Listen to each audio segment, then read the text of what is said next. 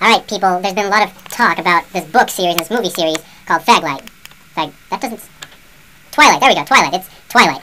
I prefer to call it Faglight, though, because, I mean, come on, Twilight, I mean, doesn't when you hear the word Twilight kind of tell you gay, like homo warning lights? I mean, look, Twilight, just listen to that for a moment. Twilight. I mean, that's so gay. It almost makes me think of the word twink, whatever that means. Anyway, my point is, okay, look at one of the books. One of the books has an apple on it. Okay, this is a book about vampires, and you got this black cover, and you got a chess piece. And on another cover, you got an apple. And you got blood coming out of the apple. Okay? What does this apple and this cover have to do with the content?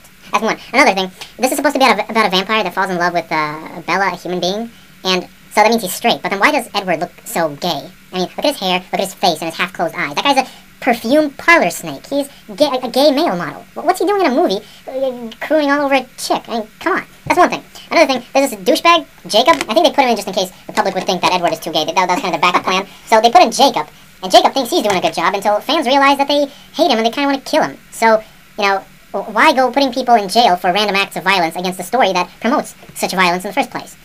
And then, finally, it's a very long series, you know. Every series has some kind of major idea, you know, the big picture. Forces of evil versus the forces of good, you know, good guys versus bad guys, terrorists versus government. And there's some big finale ending. What does this shit end with?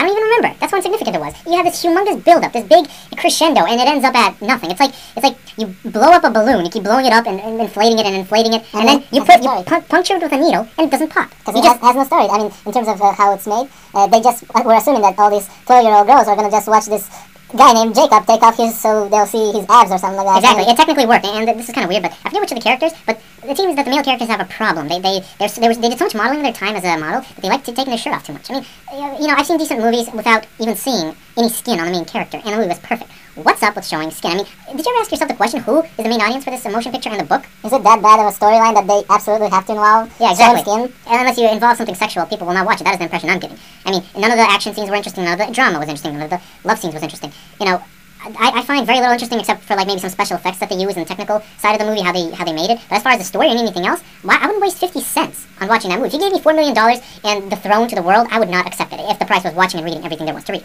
And basically in about 4 minutes, that's my beef on Twilight Faglight.